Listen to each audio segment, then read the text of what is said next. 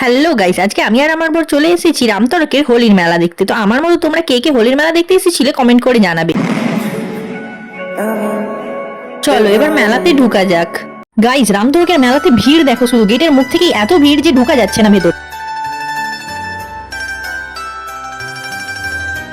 তো অবশেষে অনেক ভিড় পেরিয়ে মেলার ভেতরে ঢুকলাম, আর এখানে স্টেজে হচ্ছিল নৃত্য, যেটা আমার সব থেকে বেশি পছন্দের জিনিস। এটা ছিল রামতরকের ঠাকুর। তো জানি ঠিক বোঝা যাচ্ছে না, আমার ক্যামেরা খারাপ কি করবে, তোমরা একটু কষ্ট করে দেখে নাও।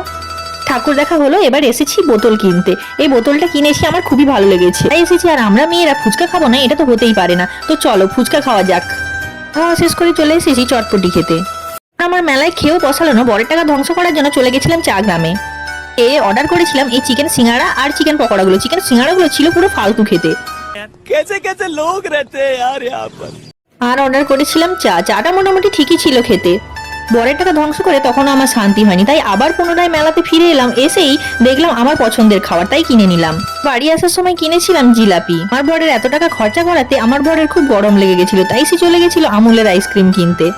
আজকের মতো এতটাই, টাটা সবাইকে।